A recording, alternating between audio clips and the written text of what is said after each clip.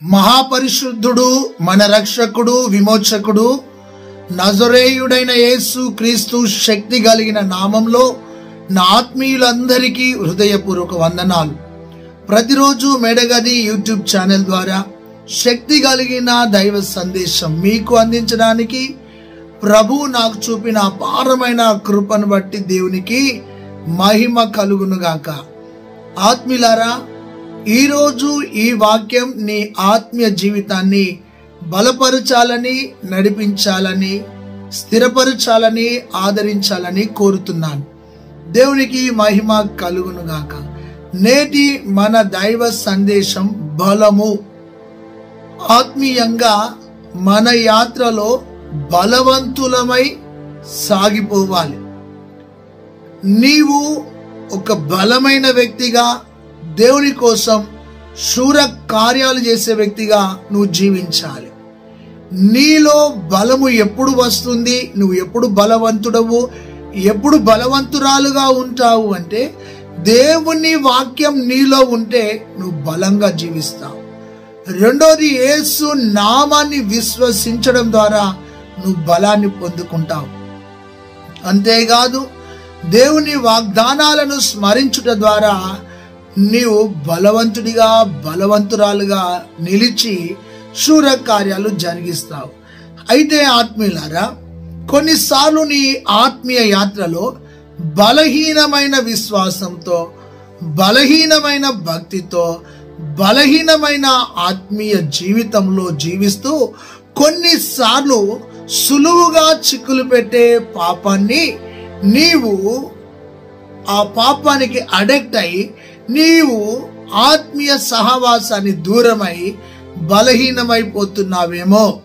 ఈరోజు నీ బలహీనతను ఆయన తొలగించి నూతన బలాన్ని, నూతన శక్తిని, నూతన అభిషేకాన్ని నీకు ఇవ్వడానికి ప్రభువు ఇష్టపడుతున్నాడు. దేవునికి మహిమ కలుగునుగాక. ఆత్మీయులారా, బలవంతుడైన ప్రవక్త, యుద్ధశూరుడు, చాలా నేర్పరి అయిన ప్రవక్త, చాలా ఉన్నతమైన శక్తి కలిగిన ఏలియా ప్రవక్త యెజబేలు ఒక సవాలు విసిరింది. రేపు ఈ వేళకు నీవు కూడా రాలిన వ్యక్తిలో, మరణించిన వ్యక్తిలో నీవొక్కడివని ఒక సవాలు విసరడం ద్వారా అతడు పిరికివాడై, బలహీనుడై, శక్తిహీనుడై, అభిషేకాన్ని మర్చిపోయి, ప్రార్థన శక్తిని మర్చిపోయి, దేవుని మీద ఉన్న విశ్వాసాన్ని మర్చిపోయి, తనలో ఉన్న శక్తిని మర్చిపోయి బలహీనుడైపోయి బదిరి వృక్షం కింద పడుకున్నాడు. ఒక్క సవాలు, ఒక్క వ్యతిరేకత, ఒక పోరాటము అడ్డం రాగానే బలహీనుడైపోయాడు, శక్తిహీనుడైపోయాడు. ప్రార్థిస్తే దేవుని కార్యాలు ఏలియా ద్వారా ఘనమైన కార్యాలు జరిగినాయి. అలాంటి ఘనమైన, బలమైన, శక్తి కలిగిన, అభిషేకం కలిగిన ఈ యొక్క ఏలియా బలహీనుడైపోయాడు. ఆ బలహీనుడైపోయి బదిరి వృక్షం కింద పడుకుంటే మొదటి రాజుల గ్రంథము 19వ అధ్యాయం 8వ వచనంలో పరలోకం నుండి దూత దిగి వచ్చి కాల్చబడిన రొట్టెలను బుడ్డిలో కొన్ని నీళ్ళిస్తే భుజించి తిని మరలా పడుకున్నాడు.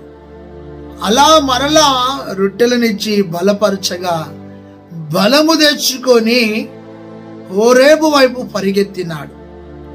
ఈరోజు నీ ఆత్మీయ యాత్రలో, నీ విశ్వాస యాత్రలో, నీ సాక్ష్య జీవితంలో బలహీనమైన వ్యక్తిగా, బలహీనమైన బిడ్డగా బ్రతుకుతున్నావేమో. ఏలియా దగ్గరికి దేవదూతను పంపినట్టు నీ దగ్గరికి ఒక సేవకుని పంపి నిన్ను బలపరుస్తున్నాడు. దేవునికి స్తోత్రం కలుగునుగాక. హల్లెలూయా. దేవునికి స్తోత్రం కలుగునుగాక. హబక్కూకు గ్రంథం 3వ అధ్యాయం 19వ వచనంలో ఆయన అందరికీ బలమిచ్చువాడు. దేవునికి స్తోత్రం కలుగునుగాక. బలహీనులకు బలమును ఇచ్చువాడు ఆయనే. దేవునికి మహిమ కలుగునుగాక. 2వ దినవృత్తాంతాల గ్రంథం 29వ అధ్యాయం 12వ వచనంలో ఉంటుంది, ఆయన బలమును ఇచ్చువాడై ఉన్నాడు.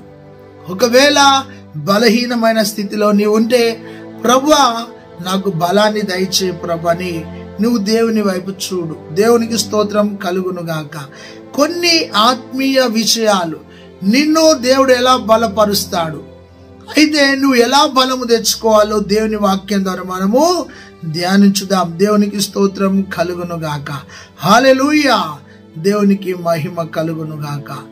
యెషయా గ్రంథము 40వ అధ్యాయము 31వ వచనం.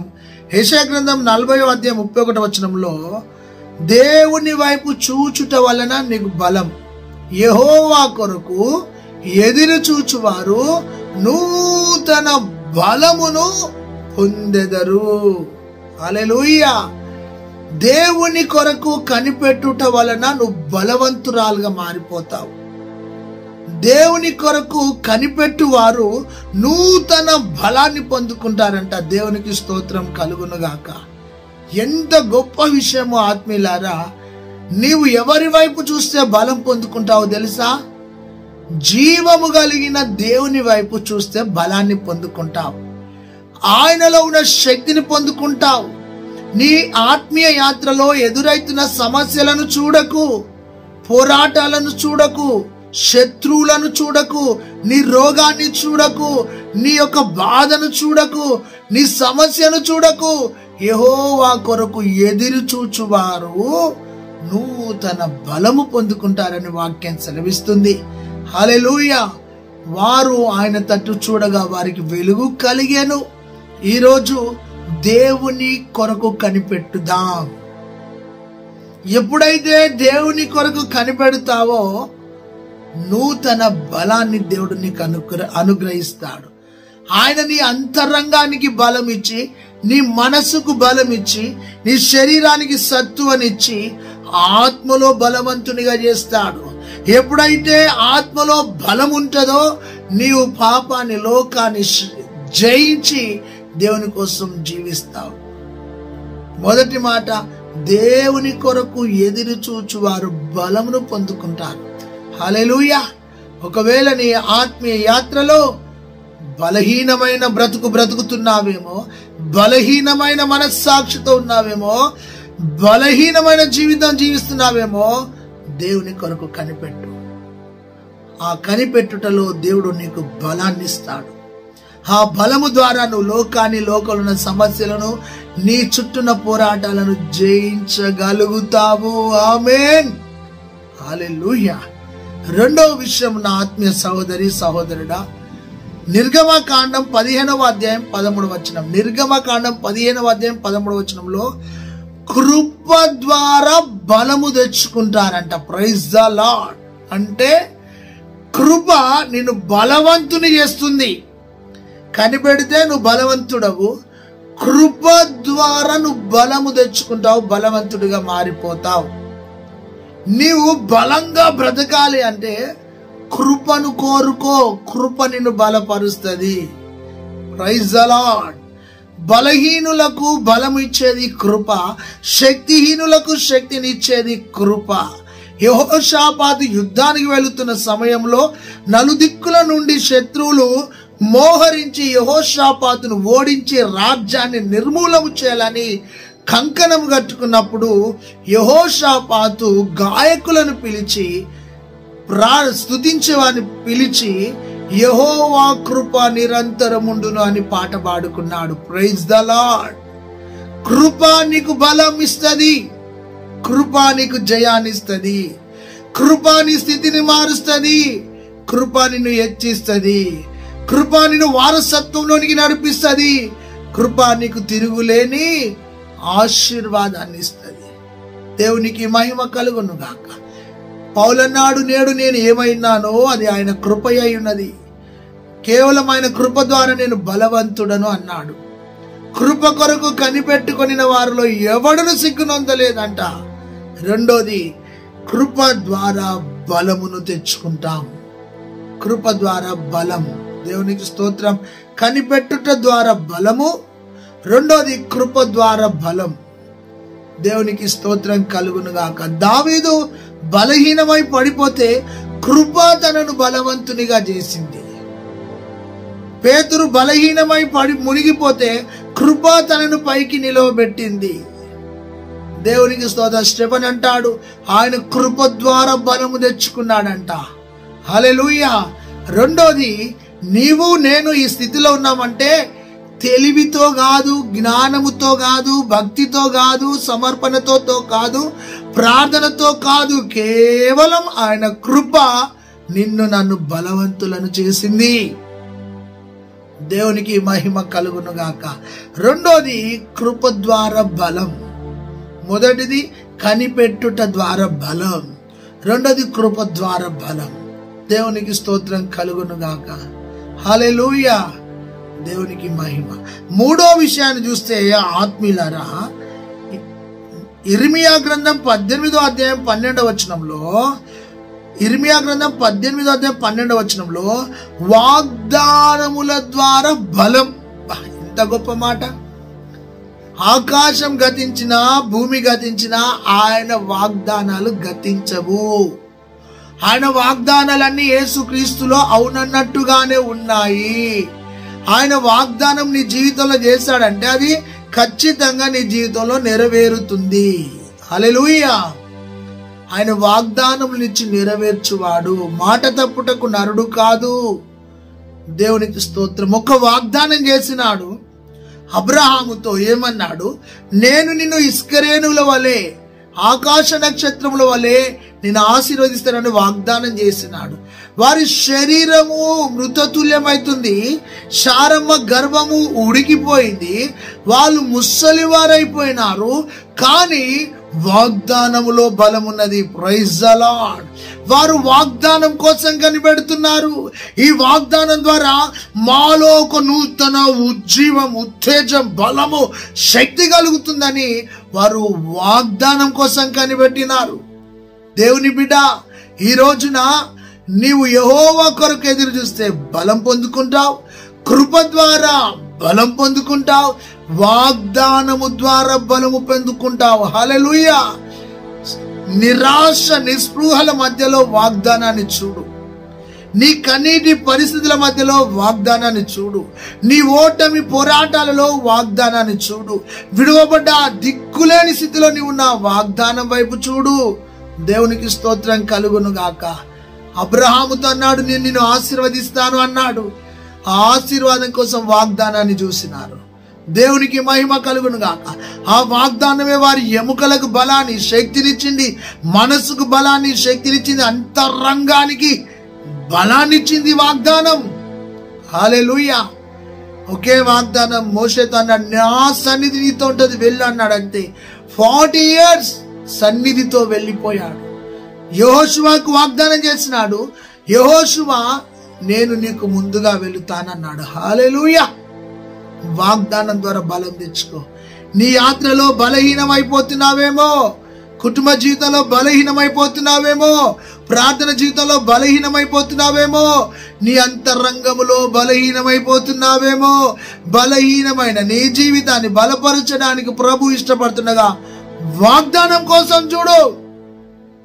వాగ్దానం నిన్ను బలపరిచేదిగా ఉంది. Praise the lord. హల్లెలూయా. నాలుగవ విషయం, ఆత్మీయులారా, ఈరోజు ఒకవేళ ప్రారంభంలో బలంగా ఉన్నావు గాని ఇప్పుడు బలహీనమైపోయినావేమో. ప్రార్థన శక్తి బలహీనత, అంతరంగంలో వాక్య ధ్యానంలో బలహీనత, సాక్ష్యం ఇచ్చే విషయంలో బలహీనత నీలో ఏర్పడ్డదేమో. లేచి బలం తెచ్చుకో. ప్రభు నీతో మాట్లాడుతున్నాడు. నాలుగో విషయాన్ని చూస్తే ఆత్మీయులారా, మొదటి సమూయేలు గ్రంథము 16వ అధ్యాయం 13వ వచనంలో ఆత్మ ద్వారా బలము తెచ్చుకొనుట. Praise the lord. దేని ద్వారా బలము? పరిశుద్ధాత్మ ద్వారా నీకు బలం. మనం బలహీనులమే, కానీ యెహోవా ఆత్మ దావీదు మీదికి రాగా బలవంతుడైపోయినాడు. యెహోవా ఆత్మ సంసోన్ మీదికి రాగా బలవంతుడైపోయినాడు. హల్లెలూయా. యెహోవా ఆత్మ గిద్యోను పైకి రాగా బలహీనుడైపోయినాడు. దేవునికి స్తోత్రం. శక్తి చేత కాదు, బలము చేత కాదు, నా ఆత్మ ద్వారా సమస్తం సాధ్యం అన్నాడు. ఆత్మ ద్వారా నువ్వు బలపరచబడాలి. దేవునికి స్తోత్రం. మనము బలహీనులమని ఆత్మ తానే మన పక్షమున విజ్ఞాపన చేస్తుందంట. హల్లెలూయా. ఈరోజు సహోదరి సహోదరుడా, పరిశుద్ధాత్మ ద్వారా బలం తెచ్చుకోవాలి. దేవునికి స్తోత్రం. శిష్యులు ఆ 120 మంది మేడగదిలోనికి వెళ్ళినారు. బలహీనమైన మనసుతోని వెళ్ళినారు. ఎప్పుడైతే ఆ పరిశుద్ధాత్మ అగ్ని దిగి రావడము, నాలుకల వలె వారి మీద వ్రాలడము, వారు అన్య భాషలతో మాట్లాడము, దేవుని శక్తి పొందుకోవడం, మత్తులైనారని వారిని ప్రశ్నించడం, మత్తులు కాదు దేవుని ఆత్మపూర్ణులైనారని ఎప్పుడైతే ఆత్మ బలం వారిలోనికి వచ్చిందో పేతురు లేచి నిలబడ్డాడు. పేతురు ప్రసంగం చేస్తే 3000 మంది, మరోసారి ప్రసంగం చేస్తే 5000 మంది. ఆ విధముగా పేతురు నీడను తాకిన వారు విడుదల పొందుతున్నారు. పేతురు మాటలు విన్నవారు మారు మనసు పొందుతున్నారు. మీరు సిలువ వేయబడిన క్రీస్తుని మేము ప్రకటిస్తున్నామన్నారు. ఆ యేసు ప్రభుకు మేము సాక్షులం అని చెప్పి బలముగా నిలబడ్డాడు. అంటే కేవలం పరిశుద్ధాత్మతో నింపబడ్డాడు. ఒకటి ఎదురు చూచుట ద్వారా బలం, రెండోది కృప ద్వారా బలం, మూడోది వాగ్దానం ద్వారా బలం, నాలుగోది పరిశుద్ధాత్మ ద్వారా నీకు బలం వస్తుంది. హల్లెలూయా. ఒకవేళ సమస్యల్ని చుట్టుంటే పరిశుద్ధాత్మ నాకు బలాన్ని దయచేయి. ఆ బలముతో నేను గొల్యాతును జయించాలి, బలముతో నేను నెబుకద్నెజరును జయించాలి, బలముతో నేను ఫిలిస్తీన్లను జయించాలి. హల్లెలూయా. ఆత్మ ద్వారా బలం. దేవుడే ఈరోజు నీతో మాట్లాడుతున్నాడు. ఏమని మాట్లాడుతున్నాడో తెలుసా? నా ఆత్మతో నిన్ను ముద్రిస్తాను, అడిగిన వానికి కొలత లేని ఆత్మనిస్తానన్నాడు. ప్రభువా, ఆత్మతో నన్ను నడిపించు, ఆత్మతో నన్ను నింపు అని అడిగితే ప్రభు నిన్ను నింపుతాడు. 5వ విషయాన్ని చూస్తే ఆత్మీయులారా, రోమపత్రిక 4వ అధ్యాయం 21వ వచనంలో విశ్వాసము ద్వారా బలం. గొప్ప మాట. ఎలా బలం? విశ్వాసం అనే టాబ్లెట్ వేసుకోవడం ద్వారా నీకు బలం. Praise the Lord. విశ్వాసం అంటే గమనించండి, హెబ్రీ పత్రిక 11వ అధ్యాయం 6వ వచనంలో విశ్వాసము లేకుండా దేవునికి ఇష్టడైనట అసాధ్యము, ఆయన ఎదుగు వచ్చేవాడు ఆయన ఉన్నాడని, తను వెదుకు వారికి ఫలము దయచేయవాడని నమ్మాలంట. హల్లెలూయా. ఎంత గొప్ప విషయం అంటే విశ్వాసం ద్వారా బలం తెచ్చుకోవాలి. ఈ విశ్వాసుల వీరుల పట్టికలో ఎవరున్నారు తెలుసా? ఒక రాహాబు ఉన్నది. హల్లెలూయా. ఒక గిద్యోను ఉన్నాడు. హల్లెలూయా. ఈరోజు సహోదరి సహోదరుడా, నీ ఆత్మ జీవితంలో వారు విశ్వాసము ద్వారా సింహాల నోళ్లను మూసిరి.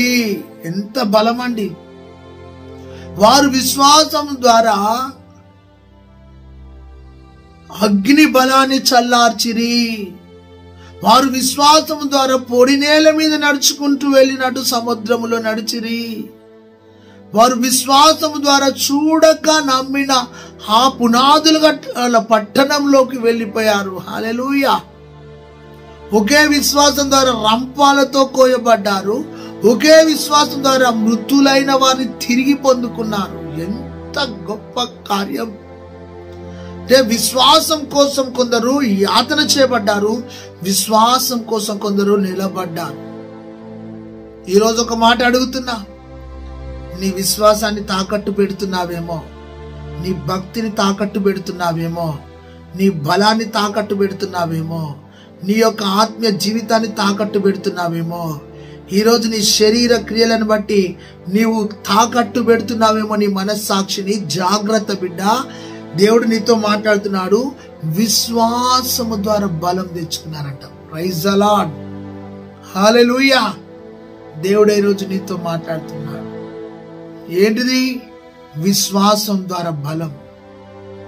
హల్లెలూయా. ఈ విశ్వాసం ద్వారా బలములో ఒక విషయం మీతో చెప్పాలని ఇష్టపడుతున్నాను.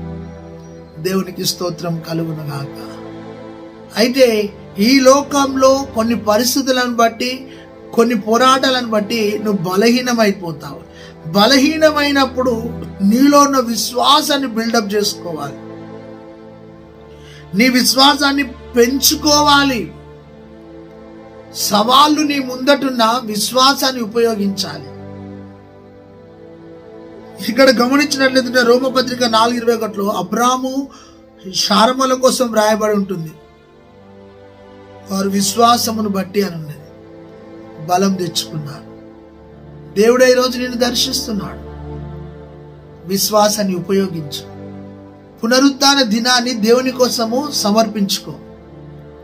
చాలా మందిలో ఒక భయంకరమైన బలహీనత ఉంటుంది. ఆదివారము ప్రభువు దినము, ఆదివారము పరిశుద్ధ దినము, ఆదివారము ఆరాధన దినము అని దేవుని వాక్యం సెలవిస్తే, ఆదివారము నీ మైండ్ సెటప్ను మార్చుకొని దేవుని ప్రక్కకు పెట్టి నీ సొంత పని పోతున్నావు. మూర్ఖుని వలె, మూర్ఖురాలు వలె బుద్ధిహీనమైన పని చేస్తున్న ఒక బుద్ధిహీనుడవు, బుద్ధిహీనురాలువు. నీ మైండ్ సెటప్ మార్చుకో. నేను నా మనసుతోని లోకాన్ని జయిస్తా, సమస్యను జయిస్తానని దేవుని సంకుచితంగా ప్రక్కకు పెట్టి, నీ సంకుచిత బుద్ధితో దేవుని ప్రక్క పెట్టి నీ సొంత ప్రయత్నంతో పైకి రావాలని అట్టర్ ఫ్లాప్ అయిపోతావు.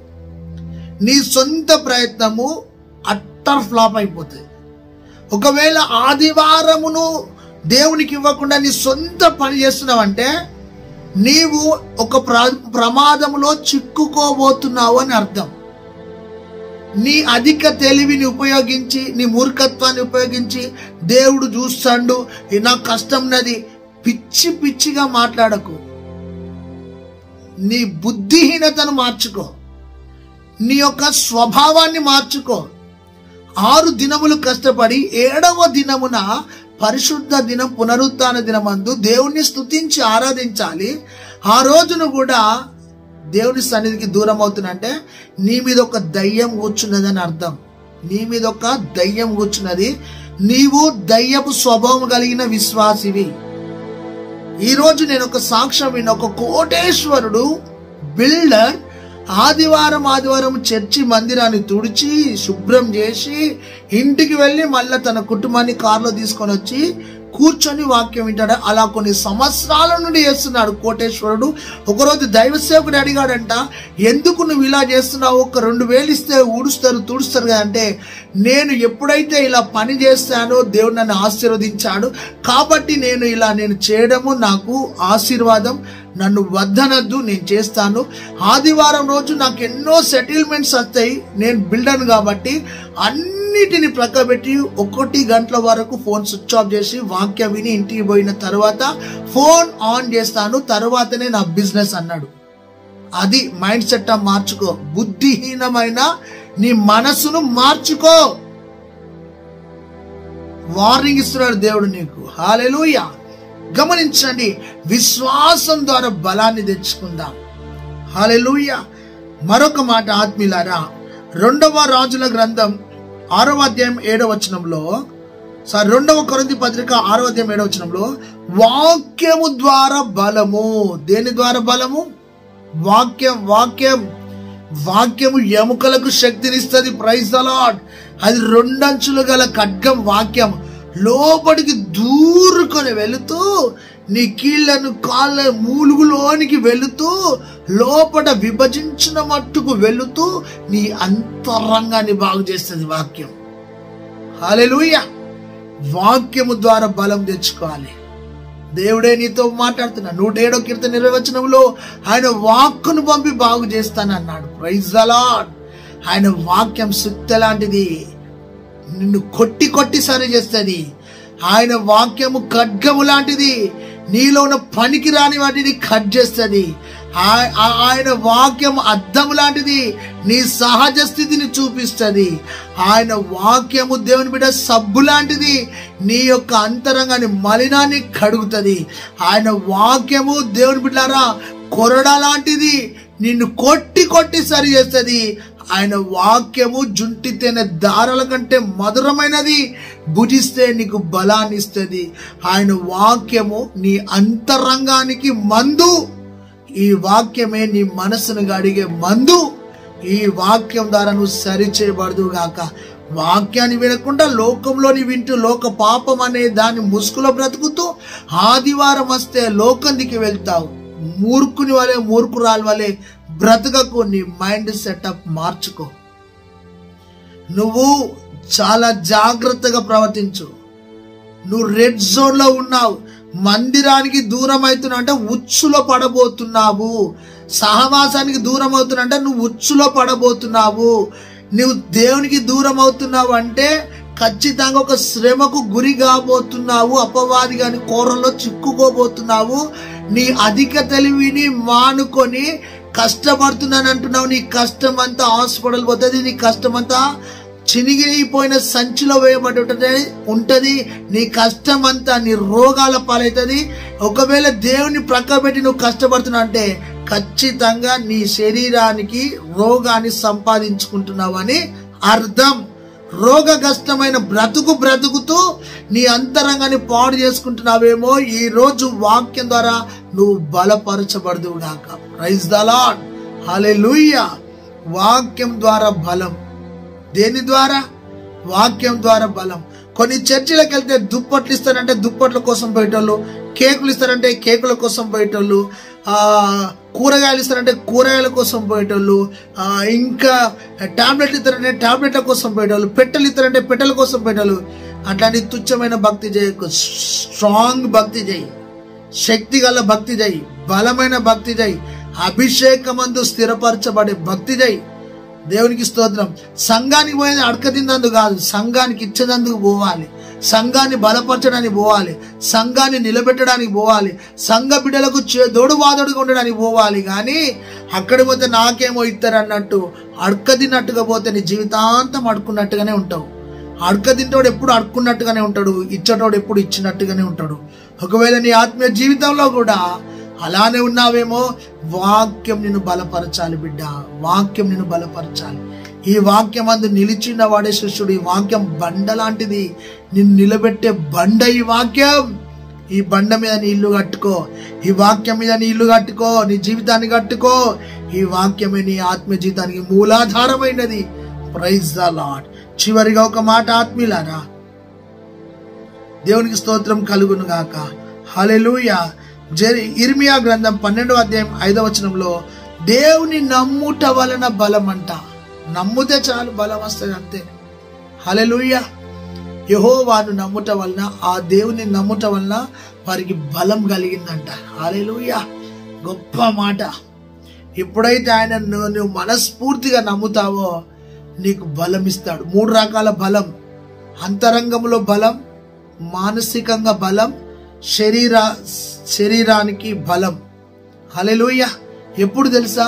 ఆయన నమ్ముట వలన, దేవుని నమ్ముట వలన మనం బలం పొందుకుంటాం. వాక్యం ద్వారా బలం పొందుకుంటాం. కృప ద్వారా బలం పొందుకుంటాం. ఆయన యొక్క విశ్వాసం ద్వారా బలాన్ని పొందుకుంటాం. ఆయన కోసం కనిపెట్టడం ద్వారా బలాన్ని పొందుకుంటాం. అయితే ఇంకా నువ్వు బలహీనమైన బ్రతుకుతున్నావా? నీ బలహీనత అంతా తొలగిపోను గాక. చివరిగా ఒక మాట సహోదరి, అపోస్తుల కార్యం 3వ అధ్యాయం 7వ వచనంలో వాడు శృంగారం అనే దేవాలయం దగ్గర పడిపోయినాడు. కుంటి భిక్షకుడు, అడక తినేవాడు, మందిరం కాడ అడుక్కుంటున్నాడు. మందిరం కాడ అమ్మా నాకు ఆకలేతండి, అమ్మా నాకు డబ్బులు వేయండి అని అడక్క తింటున్నాడు. మందిరం కాడ అడక్క తింటున్నాడు. ఆ మందిరం కాడ కొన్ని సంవత్సరాలు సెటిల్ అయ్యాడు. 2 వచ్చి వాడిని అక్కడ పెట్టుతున్నారు. సాయంత్రం తీసుకొని వెళుతున్నారు. అయితే వాడు అడుక్కుంటున్నాడు. కుంటివాడు, నడవలేనివాడు అడుక్కుంటుండే అదే మార్గంలో పేతురు, యోహానులు వస్తున్నారు. హల్లెలూయా. అభిషేకంతో లోపలికి వస్తున్నారు. హల్లెలూయా. అయితే వాడు తేరి చూచి ఏమైనా దొరుకుతుందని ఆశించినాడు. అయితే వారు అన్నారు, వెండి లేదు, బంగారము లేదు, మా దగ్గర కలిగి ఉన్నది మేము నీకు ఇస్తున్నామన్నప్పుడు వాడు ఇంకేదో ఎక్స్పెక్ట్ చేశాడు. గాని వారన్నారు, నజరేయుడైన యేసు నామములో లేచి నడుమనగా వాడు దిగ్గునా లేచి గంతులు వేస్తూ కేకలు వేస్తూ వాడు మందిరంలోనికి వెళ్ళిపోయినాడు. దేవుని స్తుతిస్తూ. హల్లెలూయా. యేసు నామములో బలం ఉన్నది బిడ్డ. యేసు నామంలో శక్తి ఉన్నది. యేసు నామంలో విడుదల ఉన్నది. యేసు నామంలో రక్షణ ఉన్నది.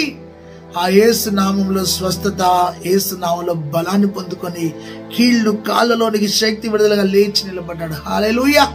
ఈరోజు నీ ఆత్మీయ జీవితంలో ఎక్కడ బలహీనమైపోయినావో, ప్రభా నన్ను బలపరచు, బలపరచు, బలపరచు, బలపరచు, బలపరచు, బలపరచు, బలహీనమైన జీవితంలో బలపరచు అని ఆయన బలాన్ని కోరుకుంటే నేను బలమైన వ్యక్తిగా తయారు చేస్తాడు. ఇకనైనా నీ బలహీనతలన్నింటినీ విడిచిపెట్టి ఆయనకు నువ్వు లోబడితే నూతన బలం దేవునికి అనుగ్రహిస్తాడు.